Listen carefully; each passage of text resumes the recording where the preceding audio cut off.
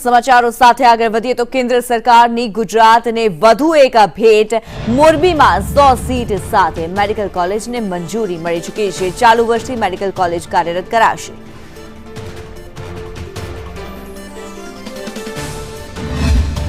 મોરબીમાં ભારત સરકારના સહયોગથી હોસ્પિટલ ચાલુ થાય, મેડિકલ કોલેજ ચાલુ થાય એ માટે પરવાનગી માંગી હતી।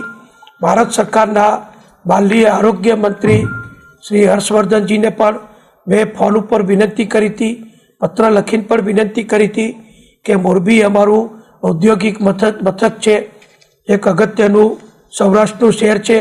આજે જ ભારત સરકારે ઓફિશિયલી પત્ર લખી મોરબીમાં આ વર્ષથી જ નવી 100 મેડિકલ સીટ સાથેની કોલેજની મંજૂરી આપી છે। જેમને મોરબીમાં જે 100 સીટ મેડિકલની ફાળવી છે, જેને મોરબીના વિદ્યાર્થી તરીકે હું તેમને ખૂબ હર્ષ અને આનંદથી આવકારું છું।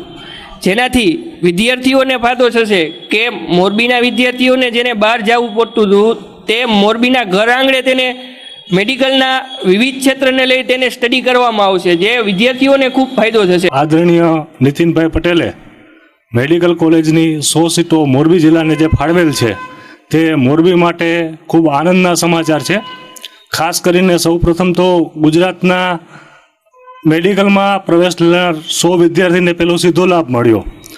એમાંય ખાસ કરીને છેલ્લા ઘણા વર્ષથી મોરબીની અંદરથી મેડિકલ ક્ષેત્રમાં અભ્યાસ કરવા જનાર વિદ્યાર્થીઓની સંખ્યા પણ ખૂબ આગળ વધી છે। ત્યારે જે વિદ્યાર્થી પોતાના હોમટાઉનમાં રહીને અભ્યાસ કરવા માગે છે એ લોકોને એ પણ લાભ મળશે।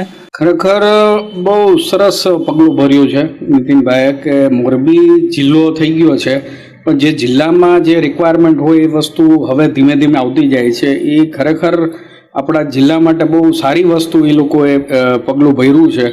તો એનાથી જે મોરબીમાં જે મેડિકલ સુવિધાઓ જે અત્યારે અભાવ છે એ વસ્તુમાં ઘણો બધો ફાયદો થશે। કેન્દ્ર સરકારે અને આજે જે નીતિનભાઈ પટેલ આપણા નાયબ મુખ્યમંત્રીશ્રીએ જે જાહેરાત કરી છે કે મોરબીમાં મેડિકલ કોલેજ 100 સીટ સાથે ચાલુ કરવામાં આવશે, તે નિર્ણયને હું ખૂબ બધાઈથી આવકારું છું।